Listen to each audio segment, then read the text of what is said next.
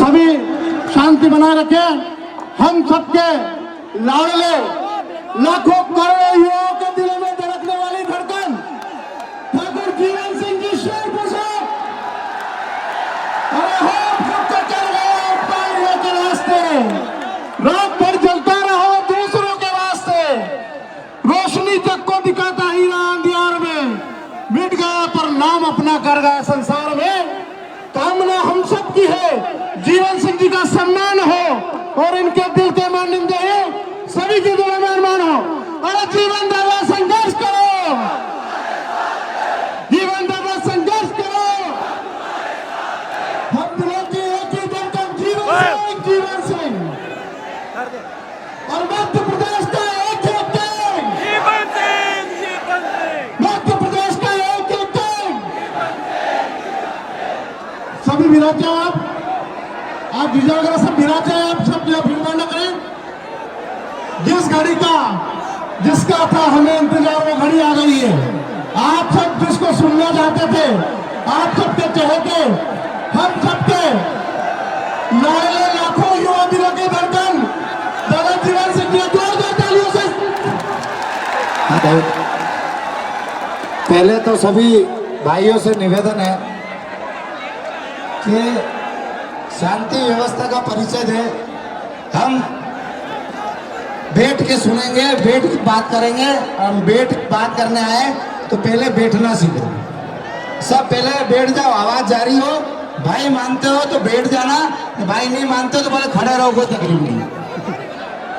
जो भाई मानते ना वो बैठ जाएंगे, उपद्रव नहीं करेंगे, बैठ के सुनेंगे, आराम से बात करेंगे। हम आप लोगों के बीच में चर्चा करने आए, अपनी बातों को रखने आए और अपनी बातों को सरकारों के सामने मनवाने आए। तो आप सब लोगों का ये फर्ज बनता है कि आप उसको बैठ के सुने, क्योंकि आप बैठ नहीं पा रहे तो पीछे वाले को कुछ दिख नहीं रहा है। समझो बात को और बैठ जाओ नीचे। सबसे पहले महाराणा प्रताप के चरणों में नमन, भगवान श्री राम के चरणों में नमन, प्रातः स्मरणीय बजरंग बली के चरणों में नमन और माँ बगलामुखी के वहां से हमें देवी के रूप में जो 31 तारीख से लगातार पद यात्राएं करी, उनके साथ बहुत सारे भाइयों करी है।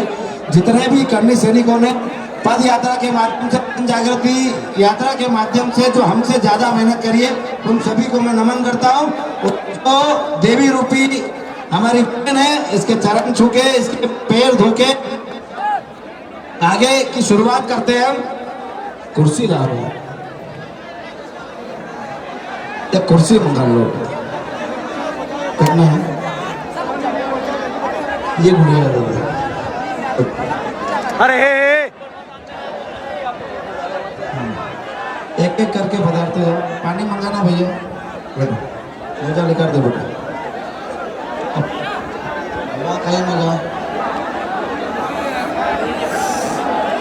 पानी की बोतल कहीं नीचे है, रखवा।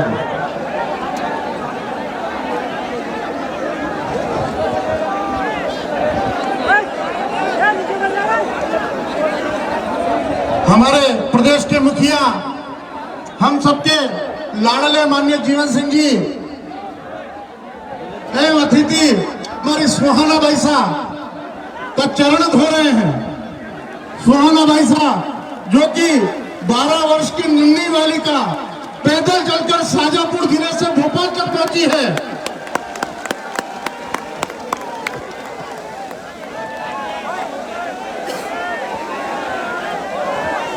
यह सभी ज्यादा शेयर करें। नन्ही मुन्नी भोपाल में जो झूमर लगा दिया गया है, ज्यादा शेयर करें सभी भाई। शाजापुर जिले से है और पैदल चलकर मां करणी का आशीर्वाद लेकर आज इस जन सैलाब में उपस्थित हुई है। मेरे सभी साथियों, हमारे जीवन दादा चरण धो रहे हैं बालिका के।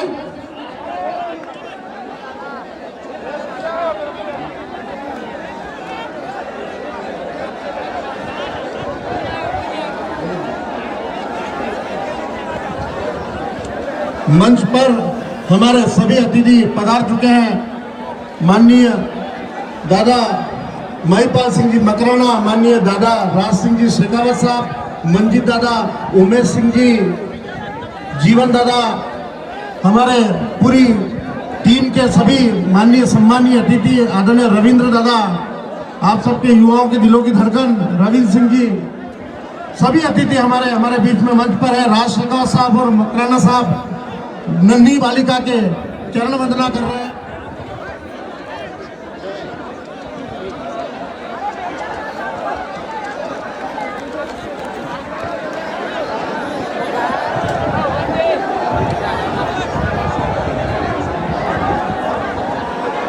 हर्षवर्धन बना कोई, हर्षवर्धन सोलंकी बदनावर से हो, मंच के पीछे आ जाए।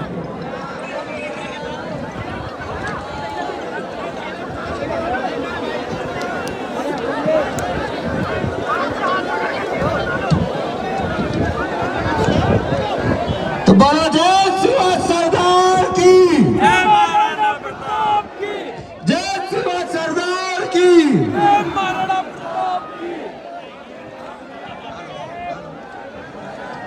एम करो, जिंदाबाद, एम करो, जिंदाबाद, वंदे वंदे।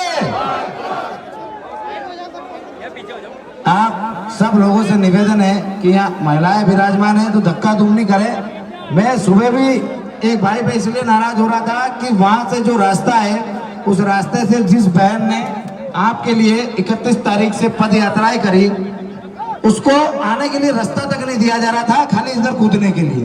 वो सुहाना भाई साहब पूरे लोगों में दब चुकी थी, वो कोई अनहोनी नहीं हो जाए, पर आप लोगों ने ये ध्यान नहीं दिया कि उस बहन ने आपके लिए इतना त्याग किया है, तो आपका क्या फर्ज बनता है, उसको आपको पलकों पे लेके आना था और आप उसको रास्ता नहीं दे रहे हो। ये हमारे संस्कार नहीं हो सकते, न कभी हमारे संस्कार थे। जो हमारे लिए उंगली कटाता है ना, हम उसके लिए गर्दन कटाते हो। तो हमारी बहन है, पैदल चल के आई है, उसके लिए हम रास्ता नहीं दे पाए, इसलिए वो विवाद हो रहा था। और वो विवाद करने वाले लोग आपके नहीं थे, तो ये आपको पहचानना पड़ेगा कौन आपका है और कौन पराया है। सबसे पहली बात, अभी प्रशासन की तरफ से वापस खबर आई है कि 4 बजे के आप कार्यक्रम को थोड़ा डिले करें। हम हमारे अधिकारियों को लेके बैठ रहे हैं, आपकी सारी मांगों पे डिस्कस कर रहे हैं और जितने भी पूरी कर सकेंगे आप थोड़ा तो उसको आगे बढ़ा लो, हम सारी पूरी करेंगे। तो ये आपकी जीत है कि आपके पास लोग आए और जो गद्दार थे ना वो चल के गए थे और वो चल के आए हैं। ये फर्क होता है स्वाभिमानी में और गद्दार में। आप लोगों के स्वाभिमान की जीत है ये कि वो चल के आपके पास आएंगे, आपको चल के उनके पास नहीं जाना है। आपकी बात करने आपके बीच में आना पड़ा उनको, क्यों? क्योंकि उनको पता है कि मध्य प्रदेश का युवा इस अंगूठे की ताकत भली भांति जानता है, सरकारें बना भी सकता है और बिगाड़ भी सकता है। अब जो हमारा भूख हड़ताल का काम है वो जारी रहेगा। 4 बजे हम विधानसभा घेराव की ओर नहीं जा रहे, हम उनका इंतजार कर रहे हैं। यदि उनने हमसे समय मांगा है कि आप हमें समय दे दो, हम सारी मांगे पूरी कर देंगे, पर थोड़ा सा समय उनको ज्यादा चाहिए कि घंटे 2 घंटे में उनकी जो भी डिस्कस है आईपीएस अधिकारियों के साथ, क्योंकि कोई भी कानून लागू होने से पहले अधिकारियों से डिस्कस करनी पड़ती है, तो वो प्रोसेस में ला रहे हैं उसको, तो लागू करके आपकी बात मानेंगे। तो वो जो बात करना चाहते हैं उनको समय दिया है। 4 बजे हम विधानसभा घेराव की तरफ नहीं जा रहे। जो अनशन का कार्यक्रम है, मैं यहीं बैठ के अनशन पे बैठूंगा, जो अभी तक बैठा हूँ। अनशन जारी रहेगा, अनशन समाप्त नहीं है, नहीं आंदोलन समाप्त है। अब पहली बात, हमारी लड़ाई क्या है ये हर युवा को पता होना चाहिए कि नहीं होना चाहिए? अपनी लड़ाई क्या है पता होना चाहिए कि नहीं होना चाहिए? अपन क्या मांगे पूरी कराने के लिए लड़ रहे हैं। तो हमारी पहली मांग है आर्थिक आधार पे आरक्षण। मतलब बहुत सारे लोग थे हम आरक्षण के खिलाफ है, हम आरक्षण व्यवस्था के खिलाफ है, आरक्षण का विरोध कर रहे हैं, आरक्षण के खिलाफ है। इस वजह से हमारे कई एसटी भाई हमसे दूर हो गए। जिनके परिवारों ने हमारे पूर्वजों के लिए बलिदान दिए, त्याग किया, वो हमसे दूर चले गए। क्यों? क्योंकि हमारे खिलाफ गलत षड्यंत्र चलाए गए, गलत भावनाएं चलाई गई। हम चाहते हैं आर्थिक आधार पे आरक्षण हो। आर्थिक आधार पे आरक्षण होगा तो जो भी गरीब है, यदि राजपूत गरीब है तो उसको भी आरक्षण मिलेगा, ब्राह्मण गरीब है तो उसको भी आरक्षण मिलेगा, यदि जैन गरीब है तो उसको भी आरक्षण मिलेगा, यादव गरीब है तो उसको भी मिलेगा, जाट गरीब है तो उसको भी मिलेगा, पाटीदार गरीब है तो उसको भी मिलेगा, गुर्जर गरीब है तो उसको भी मिलेगा। जितने भी जनरल ओबीसी या एसटी एससी की जातियां हैं सभी को आरक्षण का लाभ मिलेगा, जातिगत न होकर आर्थिक रूप से। जो गरीब होगा वो उसका लाभ लेगा और जो अमीर होगा वो स्वतः ही उस आरक्षण की प्रक्रिया से बाहर हो जाएगा। हमने उसमें मांग भी व्यवस्थित करी है कि जिनकी 8 लाख से ज्यादा आय है उनको उस आरक्षण व्यवस्था में नहीं रखा जाए। तो हमारी लड़ाई जाति से नहीं है, सिस्टम से है कि सिस्टम बदला कैसे जाए, क्या सुधार होने चाहिए आरक्षण में। तो हमने हमारी बात रखी कि आरक्षण को इस प्रकार से लागू किया जाए। दूसरी मांग है हमारी एसटी एससी एक्ट में परिवर्तन। एसटी एससी एक्ट में परिवर्तन कैसे? क्योंकि इसमें जात का प्रावधान नहीं है, जात का प्रावधान नहीं है। यदि आपकी किसी ने झूठी भी रिपोर्ट कर दी तो आपको सीधे जेल जाना पड़ेगा। हम ये चाहते हैं कि यदि कोई अन्याय करे तो जेल कर दो, कोई तकलीफ नहीं, पर बहुत सारे निर्दोष भाइयों को जेल काटनी पड़ती है, राजनीतिक षड्यंत्रों का शिकार होना पड़ता है। आप हम सब उस एक्ट से प्रताड़ित है और उसको जो दुश्मन होते हैं आपके हमारे या जो राजनीतिक लोग होते हैं वो किसी युवा का भविष्य खराब करने के लिए उपयोग करते हैं। तो हम चाहते हैं कि उसमें जात का प्रावधान हो, पहले जांच हो फिर गिरफ्तारी हो। यदि वो दोषी है तो उसको जेल कर दो, सजा कर दो, पर यदि वो दोषी नहीं है, निर्दोष है, तो उसको बाइज्जत बरी करके उस पर मुकदमा ही दर्ज किया। ये हमारी मांग है।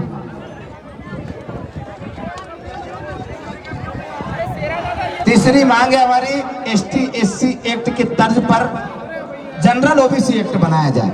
जैसे आपने सोच लिया कि एसटी एससी वाले लोगों को प्रताड़ित किया जाता है, हम भी मानते हैं कि कोई प्रताड़ित करता है तो उसको संरक्षण मिलना चाहिए, वैसे ही जनरल ओबीसी के व्यक्ति को भी कोई प्रताड़ित करता है तो उसको भी संरक्षण मिलना चाहिए, उसको भी अधिकार होने चाहिए। उसके जो मौलिक अधिकार है उनमें एक समानता का अधिकार है। यदि किसी एक वर्ग को आपने कोई एक्ट या कानून बना के दिया है उसके हक अधिकारों की रक्षा करने के लिए, तो हम भी उस मौलिक अधिकार में आते हैं कि हमें भी समानता के अधिकार जो मिले हैं उसके आधार पर जनरल ओबीसी एक्ट बने, ताकि हमारे लोगों के ऊपर भी कोई अन्याय अत्याचार या प्रताड़ना दे तो उसके ऊपर भी वो मुकदमा हो सके। दोनों में समानता क्या होनी चाहिए?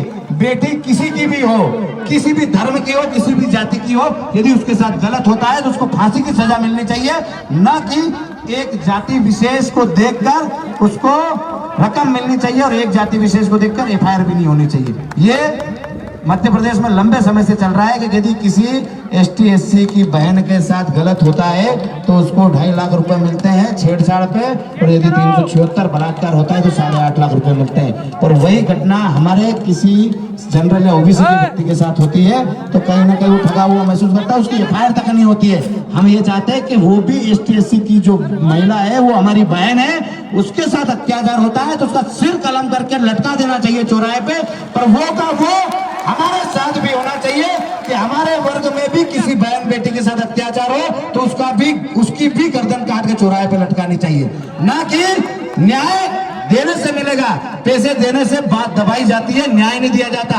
पैसे लेना मात्र से न्याय नहीं मिलता है, खाली आप उसको बोल रहे हो हम तुमको पैसे दे रहे हैं। पैसे के लिए कल भी एसटीएससी वाले नहीं आए थे, आज भी नहीं आ रहे, वो कल भी न्याय मांग रहे थे, आज भी न्याय मांग रहे हैं कि उनके साथ कोई गलत हो तो न्याय होना चाहिए। पैसा हमको भी नहीं चाहिए और पैसा हमको भी नहीं चाहिए, हमको चाहिए न्याय, और न्याय की व्यवस्था सुधारी जाए, न कि भेदभाव बढ़ाया जाए, जाति संघर्ष बढ़ाया जाए। ईडब्ल्यूएस में भूमि मकान की जो बाध्यता है वो समाप्त करके 8 लाख की वार्षिक आय हो ऐसा मानकर जो ईडब्ल्यूएस का आरक्षण है उसको लागू किया जाए। जो छात्र हमारे ईडब्ल्यूएस परीक्षाओं में सम्मिलित होते हैं उनको ही नहीं, सारे छात्र जितने भी छात्र हैं उनको 3 वर्ष की छूट दी जाए, और वो मांग आपकी पूरी हो चुकी है पहले ही घोषणा हो गई आपके आंदोलन से पहले। वर्तमान में प्रक्रियाधीन शिक्षक भर्ती 2018 में प्रथम काउंसलिंग के पश्चात शेष बचे ईडब्ल्यूएस वर्ग के समस्त पदों को द्वितीय काउंसलिंग या शिक्षा विभाग की वर्तमान नियोजन प्रक्रिया में समस्त पदों के साथ ईडब्ल्यूएस वर्ग के पात्र अभ्यर्थियों से भरा जाए। ईडब्ल्यूएस के रिक्त पदों को किसी और वर्ग से ना भरा जाए। मतलब समझ रहे हो, तुम्हारे लिए 1000 पद निकाले, उसमें 500 सिलेक्शन हो गए तुम्हारे, फिर 500 बदले, उसमें क्या करेंगे? तुमको नहीं लेंगे, वापस दूसरों को भरेंगे। तो हम ये चाहते हैं कि हमारे लिए जो कोई वैकेंसी निकली है तो उसमें बाद में भी पद हमारे ही लिए जाए। प्राथमिक शिक्षा भर्ती वर्ग 3 के पदों में 51,000 पदों पर न्याय संगत रोस्टर के साथ भर्ती की जावे। उच्चतर शिक्षक वर्ग 1, माध्यमिक शिक्षक वर्ग 2 विषयों जैसे मातृभाषा हिंदी, सामाजिक विज्ञान, विज्ञान के विषय में पदों में वृद्धि की जाए। आपको मालूम है क्यों मांग रहे हैं पदों में वृद्धि? क्यों मांग रहे हैं? कहा क्या सरकारी स्कूलों में मास्टर नहीं बढ़ावा आई समझ में है बढ़ावा। जिन सरकारी स्कूलों में टीचर की व्यवस्था नहीं है वहां कम से कम टीचर की व्यवस्था है। और ये जो विषय आए हैं इनके ही टीचर सबसे कम है, इनके टीचर सबसे कम है। तो उनकी भर्ती बढ़ाई जाए ताकि सरकारी स्कूल में जो बच्चे पढ़ते हैं उनको अच्छी शिक्षा मिल सके।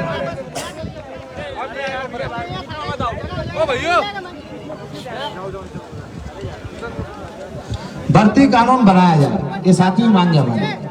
ये कोरोना काल के पहले से जब से सरकार बनी बिगड़ी, आपको पता है 5 सालों से मध्य प्रदेश में कोई भर्ती नहीं है। आई क्या भर्ती? सारे युवा मेहनत करते रहे और क्या मिला?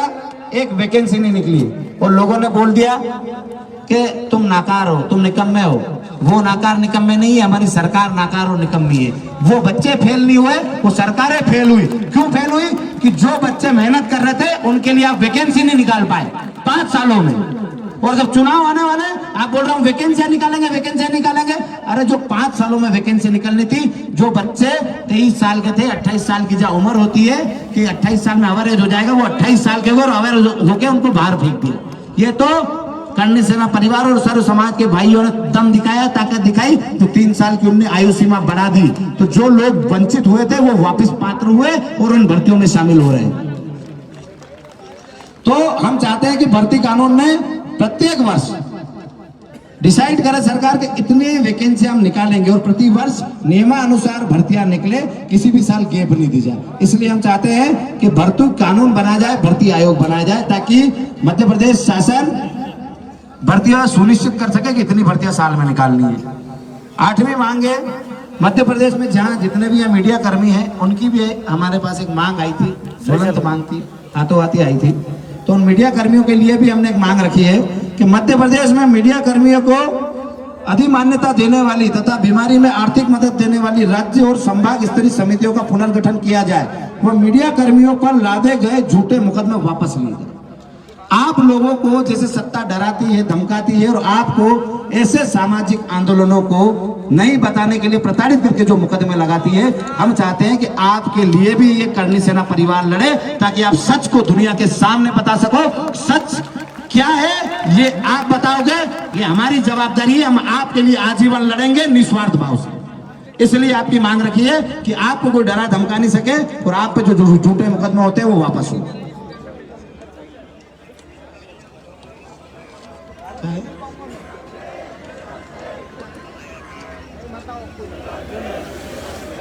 मतलब क्या पूछ रहे?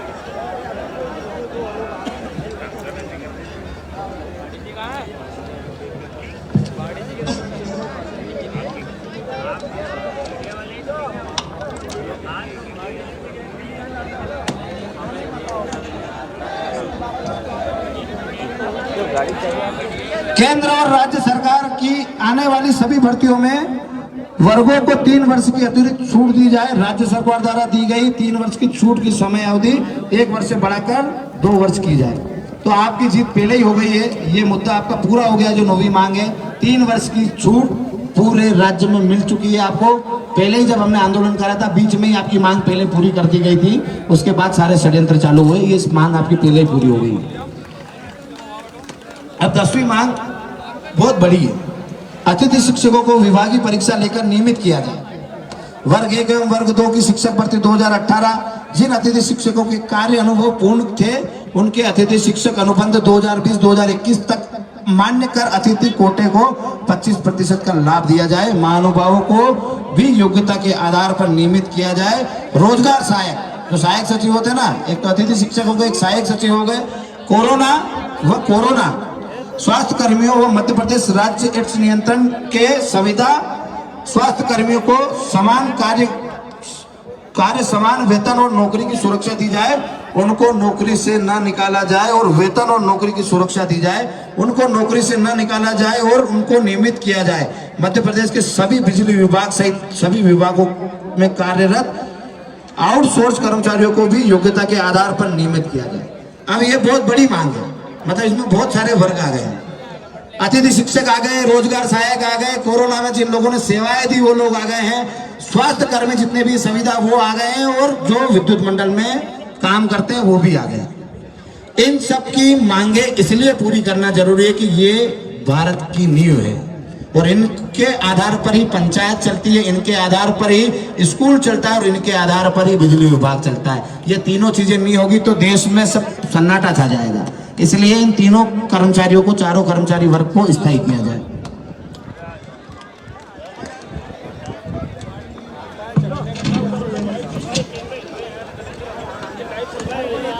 किसानों के हित में स्वामीनाथन कमेटी की सिफारिश को लागू किया जाए ताकि किसानों को उपज पर का सही मूल्य मिल सके और रासायनिक खादों की बढ़ती कीमतों पर अंकुश लगाया जा सके। रोजड़ा घोड़ा रोग व जंगली सुअर से प्रदेश के कई क्षेत्रों में किसान परेशान हैं। इसमें निजात दिलाने के लिए उचित कार्य योजना बनाई जाए ताकि किसानों को कृषि उपकरणों पर समस्त प्रकार के टैक्स से छूट दी जाए। अब इस बात को समझना, जितने भी आए अधिकतर किसान परिवार से है कि नहीं है? तो आराम से सुनना उस बात को कि किसान की स्थिति क्या है। क्या जब फसल अच्छी होती है तो उसके भाव मिलते हैं? नहीं मिलते। फेंकनी पड़ती है लहसुन प्याज की, कितनी फसलें हैं जब अच्छी पैदावार होती है तो उसको फेंकनी पड़ती है, और जब पैदावार कम होती है तो भाव बढ़ा देते हैं। जब हमारे सोयाबीन 50 किलो बीघे के होंगे तो भाव 8,000 में 9,000, जब हमारे सोयाबीन 5 कुंटल बीघे के होंगे तो 3,000। तो जब तक आपकी फसलों के उचित मूल्य तय नहीं होंगे, इसलिए स्वामीनाथन कमेटी ने एक रिपोर्ट पेश करी थी 1+4 की कि एक आदमी के साथ 4 आदमी घर में रहते हैं। एक आदमी किसान होता है तो 4 उसका परिवार होता है। उसका ध्यान में रखते हुए, उसके लालन पोषण के लिए सोचते हुए किसानों की फसलों के भाव तय किए जाए, क्योंकि किसान जो होता है पूरा का पूरा अपनी खेती पे निर्भर होता है।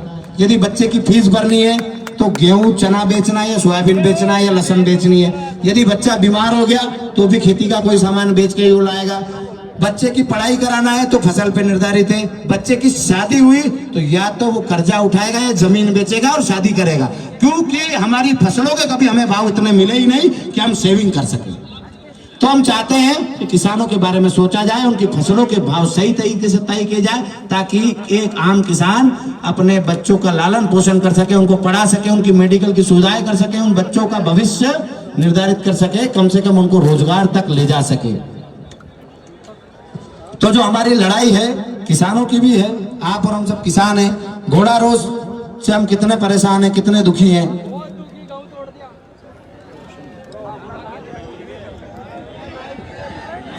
ये आप कर दीजिए। हेलो, खाद्य सामग्री रोजमर्रा की जो चीजें उससे जीएसटी हटाई जाए। अपन होटल पे खाना भी खाना जाते हैं ना तो जीएसटी ले लेते हैं। कोई भी चीज करते हैं, दही लाए तो जीएसटी ले लेंगे, तेल लाए तो जीएसटी ले लेंगे। तो हम चाहते हैं कि हम आम किसान हैं, हमारे ऊपर से जीएसटी हटाया जाए। क्षत्रिय महापुरुषों के इतिहास से छेड़छाड़ को तुरंत रोका जाए। इतिहास संरक्षण समिति बनाई जाए ताकि जात समाज आपसी सामंजस्य ना बने, मतलब आपसी जो सामंजस्य बिगड़ रहा है वो नहीं बिगड़े। हम एक दूसरे के साथ मिलकर लड़ रहे हैं। आज भी सर्व समाज के भाई हमारे साथ आए तो हमें लड़ाने का काम सरकारें करती है, कुछ ना कुछ नई चीजें लाती है और एक जाति दूसरी जाति से लड़ लेती है। हम चाहते हैं कि हम सब भाई जब एक जाजम पे बैठे, एक साथ बैठे, तो हमें कोई मनमुटाव नहीं होना चाहिए। और महापुरुष सभी के होते हैं, कोई जाति नहीं लगाई जाए उस पर। महापुरुषों को देश का लिखा जाए, राष्ट्र का लिखा जाए। स्वर्ण आयोग की कार्य प्रणाली में सुधार कर उसे क्रियाशील बनाया जाए एवं सक्रिय समिति बनाकर स्वर्ण हित में ज्यादा से ज्यादा अधिकार प्रदान किए जाए। अपने यहाँ स्वर्ण आयोग तो बना हुआ है पर उस पर कोई काम नहीं करता है। स्वर्ण आयोग के माध्यम से कभी गरीबों को छात्रवृत्ति नहीं मिली, कभी गरीबों के स्कूल की फीस माफ नहीं हुई, नहीं कभी उनकी किताबें या उनके कपड़ों के बारे में सोचा गया कि गरीब है तो इसको स्कूल की ड्रेस दिला दे, कपड़े। जो स्वर्ण आयोग का काम होता है कभी स्वर्ण आयोग ने करा ही नहीं। तो हम चाहते हैं कि स्वर्ण आयोग क्रियाशील हो ताकि जो गरीब बच्चे हैं उनके हित के बारे में सोचा।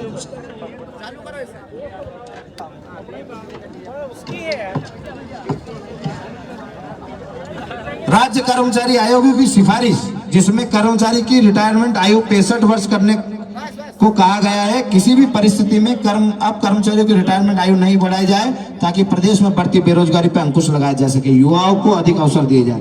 खाली उनके कहने मात्र से नहीं हो जाएगा कि हमने 260 साल से 62 कर दिए, 62 से 65 कर देंगे, तो अपने को लग रहा है कि इनको पास पैसे देने के नहीं है। अरे देने के लिए वो यदि रिटायरमेंट नहीं लेंगे तो नए लड़के लगेंगे कैसे? तो कहीं ना कहीं रोजगार के ऊपर सीधा सा प्रहार है। तो हम चाहते हैं कि उनकी जो भी व्यवस्था है वो सरकार करे, पर उनकी जब उम्र पूरी हो जाती है तो उनकी जगह नए लोगों को लाया जाए ताकि वो नए लोग रोजगार पा सके। गौ माता को राष्ट्र माता का दर्जा दिया जाए और गौशालाओं में जो भी समस्या आ रही, क्या समस्या मालूम? क्या समस्या? पहले गौ माता के लिए 20 रुपए आते थे महीने के, आज 5 रुपए आ रहे हैं। 5 रुपए में गौ माता का पेट भर सकते हैं अपन? नहीं भर सकते हैं। तो गौशालाओं में कम से कम जितना उनका खर्चा आता है उतना तो दिया जाए। और जो गौमूत्र और गोबर है उसको सरकार खरीद के कहीं ना कहीं अच्छी जगह लगाए, खाद सामग्री हो या गौमूत्र से भी बहुत सारी चीजें होती है। अपने गैस भी के चूल्हे भी चलाए, गैस भी उत्पन्न हो सकती है गौ माता के गोबर से। तो उसके लिए व्यवस्थित रूपरेखा बना के गौ माता के लिए नियम कानून बनाए और माता को गौ माता को राष्ट्र माता का दर्जा दिया। अब एक मालूम तो है सही, अपने मुख्यमंत्री जी 4-5 बार घोषणाएं कर चुके हैं। पद्मावत मूवी में जितने भी मुकदमे हुए वापस लिए जाते हैं, पर अभी तक नहीं हुए। तो हमने फिर कहा कि पद्मावती फिल्म के विरोध में वह किसान आंदोलन में जितने भी दर्ज मुकदमे हैं वो वापस लिए जाए, क्योंकि किसान भी हमारे आपस के ही थे, हम में से ही थे। तो पद्मावत मूवी और किसान आंदोलन में जितने भी मुकदमे दर्ज हुए थे वो वापस लिए जाए सरकार के द्वारा, क्योंकि अनीति के द्वारा वो मुकदमे बनाए गए थे। वो अन्याय और अत्याचार के खिलाफ लड़ रहे थे। उन लोगों पे भी आप मुकदमा करोगे तो अन्याय और अत्याचार के खिलाफ लड़ेगा कौन? इस तानाशाही को हम नहीं झेलेंगे, इसलिए इन सारे मुकदमों को वापस लिया जाए। मध्य प्रदेश की भर्तियों में जहां के युवाओं को ही प्राथमिकता दी जाए, अन्य राज्यों के अभ्यर्थियों को कोटा सीमित किया जाए। जैसे कि कहीं भी सरकारी वैकेंसी निकलती है तो हर राज्य में अलग अलग कोटा निर्धारित है, हमारे यहाँ कोई कोटा निर्धारित नहीं है। तो हम ये चाहते हैं कि मध्य प्रदेश के जो राज्य के युवा हैं उनको प्राथमिकता दे और एक कोटा सेट करें कि हर राज्य का अलग अलग कोटा, इतने से इतने लोगों को हम लेंगे। हमें यह नहीं है कि कोई दूसरे राज्य का आके यहाँ नौकरी नहीं करे, पर कोटा तय हो कि इतने लोग यहाँ करेंगे, बाकी के लोगों को, यहीं के लोगों को रोजगार मिलेगा। ये हर राज्य में पहले से है, हमारे यहाँ नहीं। महंगाई तो कर्मचारियों को दी जा रही पदोन्नति के साथ उन्हें उनके साथ अधिकार और सुविधाएं भी दी जाए। कर्मचारियों की पेंशन पुनः चालू की जाए। अब कर्मचारियों की पेंशन बंद कर दी और उनको क्या है कि ग्रेड पे तो मिल रहा है पर ग्रेड नहीं बढ़ रही। मतलब आपको टीआई हो, एसआई हो, मतलब 1 स्टार हो तो 2 स्टार बना दिया, पर वो कागज में 1 स्टार ही लिखा हुआ है। तो हम चाहते हैं कि उनकी ग्रेड पे बढ़ाई जा रही है, मतलब जो उनकी ग्रेड पे बढ़ाई जा रही है उनकी ग्रेड भी बढ़ाई जाए। ये पुलिस कर्मियों के लिए मांग है और उनकी पेंशन भी चालू की जाए। नहीं, ये सभी कर्मचारियों के लिए थी पदोन्नति में, तो ये पुलिस वालों के लिए जैसे ही उनको अधिकार नहीं मिल रहे वैसे इनको भी नहीं मिल रहे। पुलिस विभाग में आरक्षकों की वेतन विसंगति को दूर कर 2400 ग्रेड पे लागू की जाए एवं प्रदेश के होमगार्ड सैनिकों को भी पुलिस कर्मियों की तरह ही वेतन और भत्ते प्रदान किए जाए। सरकारी स्कूलों की कार्यप्रणाली में सुधार कर शिक्षा का स्तर सुधारा जाए और प्राइवेट स्कूलों के मशीनरी स्कूलों की तानाशाही समाप्त कर फीस नियंत्रण रखे एक कमेटी बनाई जाए। इसको आपको विस्तार से सुनना पड़ेगा, समझना पड़ेगा, क्योंकि ये बहुत बड़ा मुद्दा है। जैसे कि हमने कहा कि सरकारी स्कूलों की कार्यप्रणाली सुधारी जाए। अब सरकारी स्कूलों में बच्चे जाते हैं 20, 25, 10। यदि आपके गांव में आपका सरकारी स्कूल अच्छा होगा, प्राइवेट से बेहतर होगा, तो आप आपके बच्चों को कहाँ पढ़ाओगे? सरकारी स्कूल में, प्राइवेट में पढ़ाने थोड़ी भेजोगे। तो हम ये चाहते हैं कि उसकी व्यवस्था अच्छी हो। व्यवस्था अच्छी कैसे होगी? वहाँ अच्छे टीचर आएंगे, उसकी व्यवस्था सुधारेंगे, वहाँ के ड्रेस को सुधारेंगे, वहाँ बैठने की व्यवस्था अच्छी करेंगे, जब जाके वो प्राइवेट से अच्छा होगा। वहाँ पढ़ाई अच्छी होगी तभी हम हमारे बच्चे को प्राइवेट से निकाल के सरकारी में डालेंगे। तो हमारे ऊपर से जो आम व्यक्ति उसके ऊपर से जो शिक्षा का बोझ होता है या जवाबदारी होती है वो कहीं ना कहीं कम होगी। एक आम व्यक्ति के 3000 रुपये महीने के भी बचेंगे ना तो साल के 36,000 बचते हैं। तो उसके लिए बहुत बड़ी जीत होगी यदि सरकारें ये काम करती है। जबकि ये सरकारों के मौलिक कर्तव्य है कि उनको अच्छी शिक्षा और अच्छा स्वास्थ्य आपकी राज्य की जनता को देना है। प्रदेश का मुख्यमंत्री की जवाबदारी होती है, उससे मौलिक कर्तव्य है, उसको निभाना चाहिए, वो नहीं निभा रहे। वैसे ही जो हमारे प्रधानमंत्री होते हैं उनके भी ये मौलिक कर्तव्य है कि अच्छी शिक्षा और अच्छा स्वास्थ्य पूरे देश को दिया जाए। तो शिक्षा व्यवस्था में सुधार हो।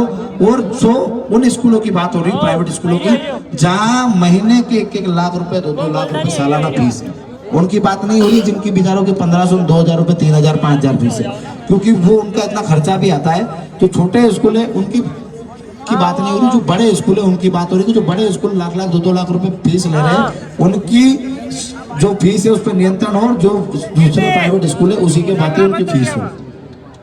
मध्य प्रदेश सरकार द्वारा पूर्व सैनिकों को नौकरियों में 10% आरक्षण का प्रावधान था, लेकिन मध्य प्रदेश सरकार ने नियमों में परिवर्तन कर हॉरिजॉन्टल कर मौजूदा भर्तियों में भूतपूर्व सैनिकों का आरक्षण स्वतः ही समाप्त कर दिया है, जो पूर्व सैनिकों के साथ अन्याय है। इसे 2017 के नियम के आधार पर हॉरिजॉन्टल विथ कंपार्टमेंट किया जावे, हॉरिजॉन्टल ऑल ओवर को समाप्त किया जावे, प्रथम स्टेज से ही आरक्षण का लाभ दिया जावे। मध्य प्रदेश के समस्त संपूर्ण जिलों में पुलिस कार्यालयों में सैनिक हेल्प डेस्क अलग से स्थापित किया जाए। तो जो सैनिक है जो अपने देश पे अपने तिरंगे के लिए अपने देशवासियों के लिए जान न्यौछावर कर देते हैं हंसते हंसते, उनके लिए यदि सरकारें इतना नीचता पे आ रही है, इतनी तानाशाही कर रही है कि उनके आरक्षण को समाप्त किया जा रहा है, उनके आरक्षण को कभी समाप्त नहीं किया जाना चाहिए, क्योंकि वो देश की नींव है, वही देश की शान है। तिरंगे के बाद सबसे कोई सम्मानित है तो देश का सैनिक है, जो अपना संपूर्ण देके इस देश की सुरक्षा करता है, इस मातृभूमि की सुरक्षा करता है, और आप और हम शांति से घर पे रहते हैं। तो उनको जो सुविधाएं असुविधाएं हो रही है, सरकार से हम निवेदन करेंगे कि जल्द से जल्द उनका आरक्षण वैसा ही रखा जाए। और मैं तो बोलता हूँ सैनिकों को आरक्षण बढ़ा दिया जाए, क्योंकि सेना जो सैनिक होते हैं वो करप्ट नहीं होते हैं, वो ईमानदारी से देश सेवा करेंगे। 10% था 20% कर दो, पर उनको दो। इन्हीं मुद्दों को लेके हमने हमारी लड़ाई लड़ी है, हमारी मांगे रखी है आपके सामने। अब मेरी बात सुनो, जो उठ उठ के जा रहे हैं पानी पेशाब करने हैं जहीं भी, समझ जाओ ये आंदोलन खत्म नहीं हुआ है, आंदोलन चालू हुआ है। तो जाना मत, यही रुकना, ये आंदोलन अभी चालू हुआ है। आप रुकोगे तो लड़ाई मजबूत रहेगी, आप चले गए तो लड़ाई खत्म हो जाएगी, क्योंकि ये लड़ाई आपके दम पे लड़ी जा रही है, आपके साथ लड़ी जा रही है। अब राज दादा और महिपाल दादा जो भी ये सरकारी बैंक और जो भी चीजें आई है ये आपको बताएंगे।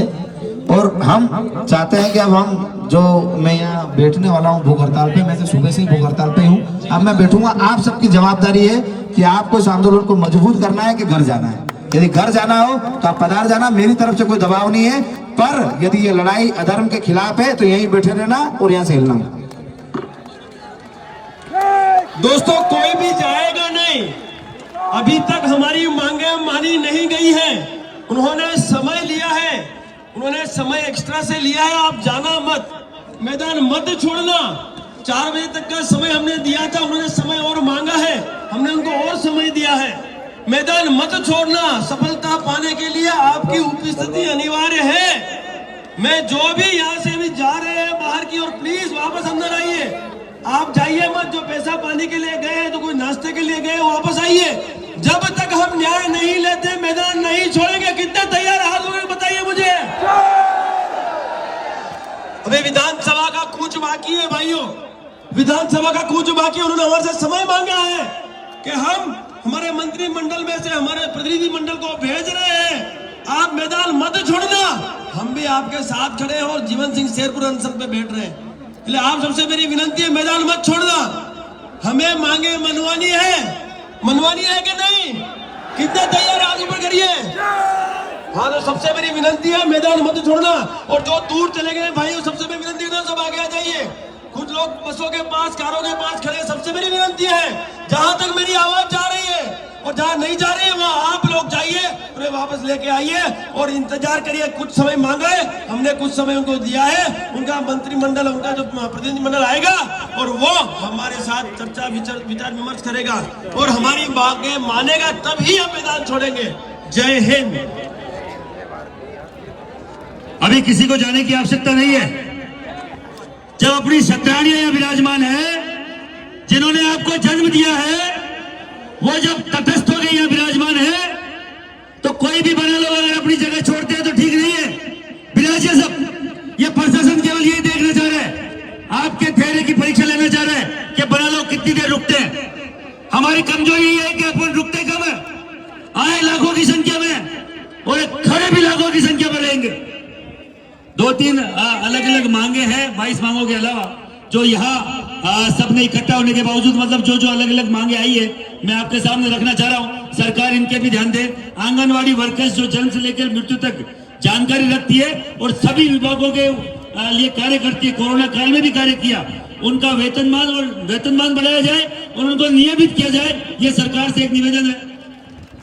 जिला सरकारी सहकारी बैंक कर्मचारियों का वेतन बढ़ाया जाए और नियमित किया जाए, क्योंकि दोनों जो है आंगनबाड़ी में मातृ शक्तियां किसी भी जाति की हो वो मातृ शक्ति है और मातृ शक्ति का अगर वेतनमान बढ़ता तो बढ़िया बात है। ये मंच से इसीलिए मैंने इस बात को रखा है। एक जाट परिवार का एक वृद्ध व्यक्ति आया अभी जो विकलांग है और न्यायालय में अभी उनका पेंडिंग है। कालू सिंह नाम है, मूक बधिर विकलांग है, जाट नहीं राजपूत समाज के व्यक्ति। किसी व्यक्ति ने गोवर्धन नाम के व्यक्ति ने उसके भूमि पर कब्जा कर रखा है। कालू सिंह पुत्र श्री हट्टे सिंह राजपूत, गोवर्धन नाम के व्यक्ति ने कब्जा करके और विकलांग है। ये भी कोई न्याय की उम्मीद लेके आपके पास आए? अगर कोई भी न्याय की उम्मीद लेके आए तो अपने इस मंच से बोलना चाहिए, क्योंकि लाखों की संख्या में लोग यहाँ विराजमान हैं तो बहुत आगे तक बात जाती है।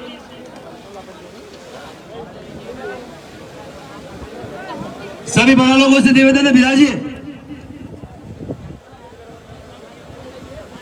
सभी बड़ा लोगों से निवेदन है, विराजिए। सब लाखों की संख्या लाखों की होनी चाहिए। अगर एक भी कम हुआ तो प्रशासन अपने को देख रहा है, प्रशासन की नजर आपकी उपस्थिति पर है। जल्द ही कोई फैसला आएगा, उसके लिए इंतजार करना पड़ेगा। लोग 3-3 दिन से इस जमहूरिया इस मैदान में थे। कल मैं शाम को आया तब 15-20 हजार लोग यहाँ थे, रात को 40-50 हजार लोग यहाँ थे। कोई जल्दबाजी की जरूरत नहीं है, विराजे सब। जीवन भैया संघर्ष करो, हम तुम्हारे